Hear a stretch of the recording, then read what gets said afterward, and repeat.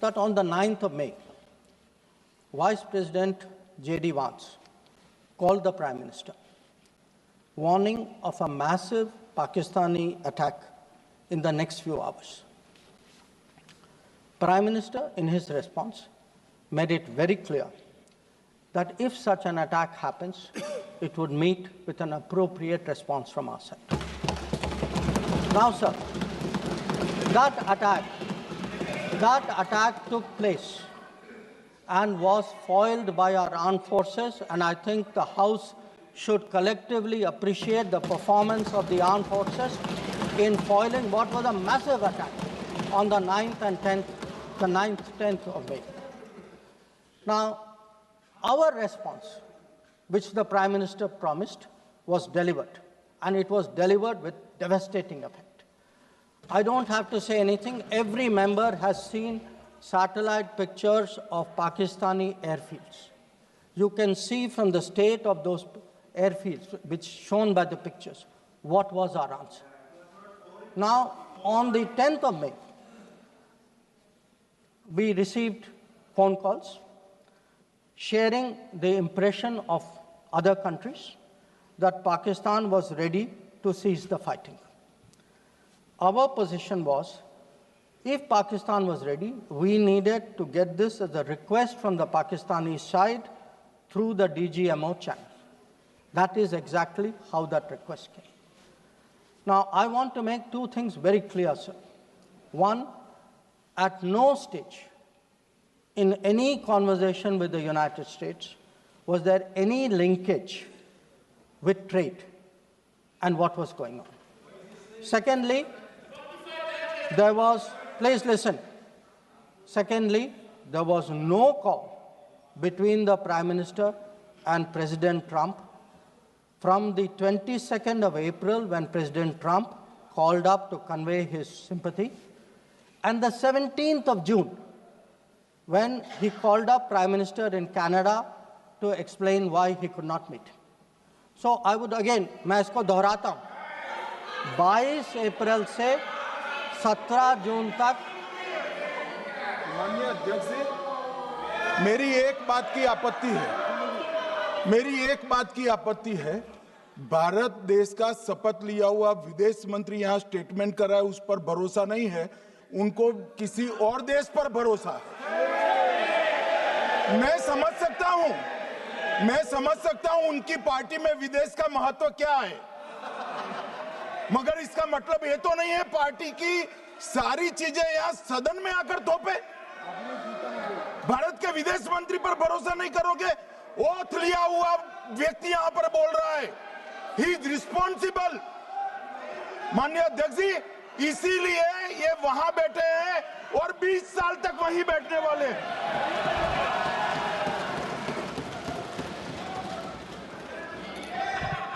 Honorable Speaker, sir, in the course of the debate today, some points were made by members of the opposition.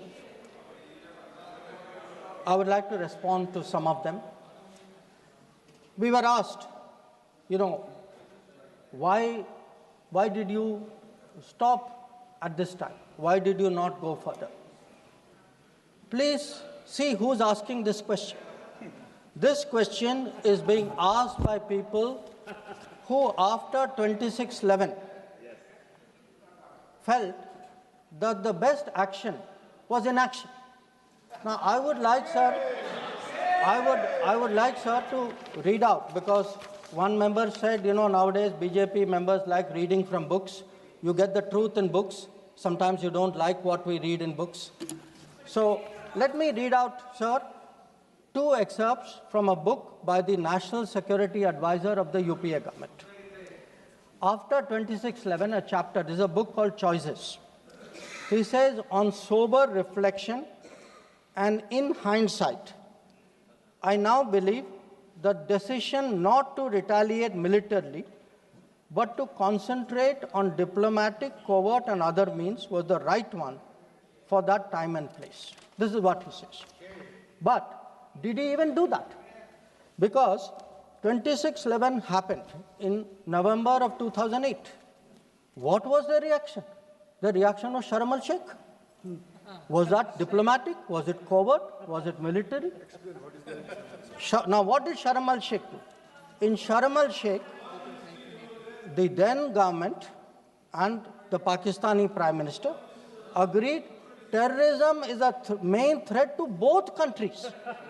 Now, today, sir, people are saying, you know, America is hyphenating you, Russia is hyphenating you. That is what I heard Dipinder Huda ji say. Hello, you are hyphenating yourself. I mean, you did not need a foreign country to say, please link India to Pakistan. Your own government was saying, you know, India and terrorism is a main threat to both countries. And then they said, terrorism should not be linked to the composite dialogue. And worst of all, they accepted a reference to Baluchistan in that. Now, here is a country reeling after 26/11. And you are equating Baluchistan and 26/11, what happened in Mumbai, and you are saying that the perpetrator and the victim have both got a problem. And then now you are asking me, why didn't you go further? People who did nothing are asking a government which did so much, saying, why didn't you do more? Now, you might think, sir, that this is a one-off, but this is a habit, because this is the thinking in that part of the House. Some years ago, there was, if you remember, sir, the Mumbai train bombing. The Mumbai train bombing happened in July of 2006. In September of 2006, 3 months after the Mumbai train bombing, at Havana, the UPA government, with its Pakistani counterpart, condemns all acts of terrorism as though we are both again equal, and agrees that it's a scourge that we need to effectively deal with together. And then they directed again resumption of dialogue. So what I want to highlight is, for people who did nothing to have the temerity, the gumption today, to ask a government which did so much, which brought down Bhavalpur and Muridke, to say, why didn't you do more? I think it's extraordinary. Now, sir,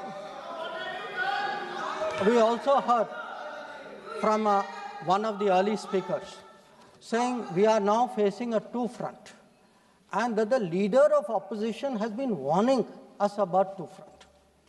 Now, all I can say, sir, is the person who said it, and maybe the leader of opposition, must have missed their history lessons in school. I'll tell you why. Because I would like to walk you through the history of this two-front. The two-front started because of something called POK. POK was created in 1948-49 by the government of this country by not completing the job of what was to be done. Now, sir, the House should note these dates. The two-front started 1963, when the Shaksgam Valley was ceded by Pakistan to China as a result of an agreement. Then in 1966, the Karakoram Highway was agreed upon, which took 20 years, was completed in 1986. Now, references were made to China-Pakistan military collaboration. So when did this collaboration start? I'll give you the year, 1966. In 1966, the first Chinese military supplies went to Pakistan. When did nuclear collaboration start? 1976. 1976, when Bhutto arranged for China-Pakistan to get together on this. And in 1980s, when Prime Minister Rajiv Gandhi was visiting China and Pakistan, that was when the nuclear collaboration was at its height. Now, let me go further. You will say, why are you talking history? So let me bring this further up. 2005, Pakistan-China Treaty of Friendship and Cooperation. 2006, Pakistan-China Free Trade Agreement. 2013, handing over of Gwadar to China, Gwadar port to China. May 2013, announcement of China-Pakistan Economic Corridor. So, sir, we are getting warnings about a US-China, Pakistan-China collaboration, when this collaboration has been going on for 60 years. Now, let me also address two other points. There was a reference made to IMF that,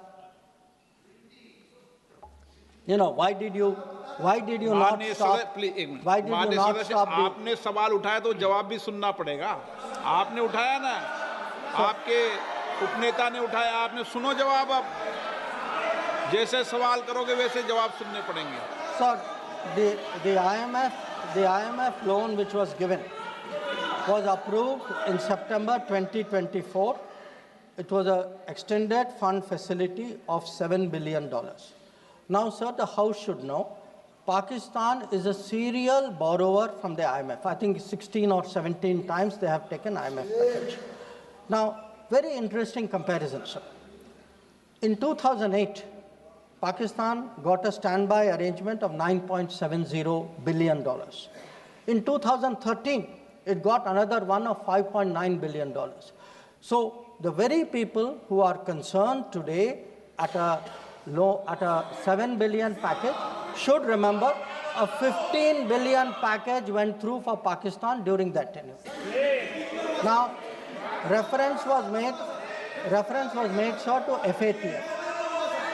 I want to say the longest period that Pakistan has been under FATF grey list has been under the tenure of the Modi government. During the Modi government, from 2018 to 2022, 1,576 days, Pakistan was in the grey list. Yes, they were in the grey list earlier also. I am not denying that. It was for a shorter period.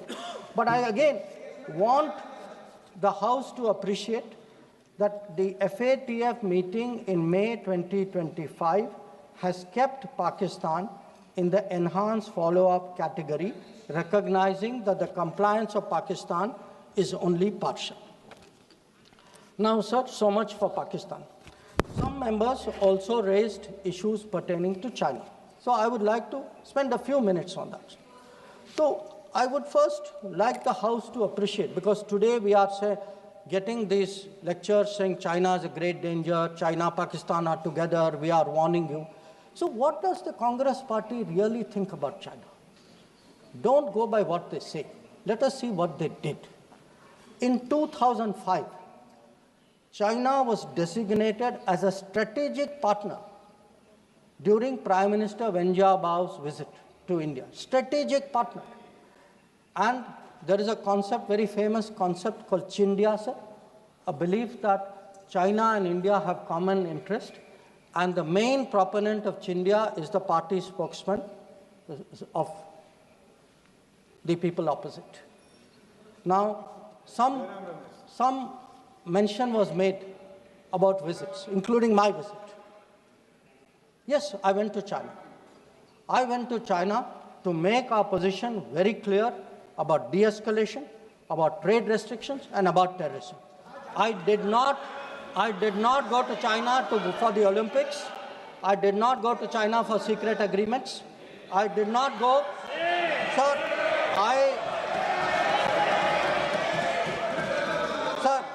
So the House should know that people were watching Olympics when China was issuing stapled visas for people from Arunachal Pradesh and Jammu and Kashmir. This is the reality of China. Now, let me really tell you, sir, how is the relationship with China. Some years ago,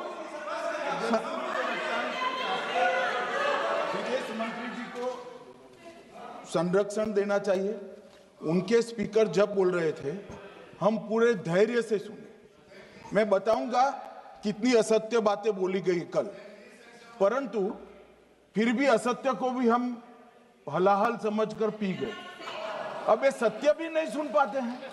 माननीय अध्यक्ष जी, मुझे लगता है आपको protection देना चाहिए. बैठे बैठे टोका टोकी करना सबको आता है, ऐसा नहीं है हमें नहीं आता, मगर इतने गंभीर विषय पर चर्चा जब हो रही है तो सरकार के प्रमुख विभाग के मंत्री को बोलते हुए बैठे बैठे टोकना ये विपक्ष को शोभा देता है क्या? मान्यवर, आपने बिल्कुल उनको आग्रह से कहना चाहिए, वरना हम भी हमारे मेंबर को बाद में समझा नहीं पाएंगे।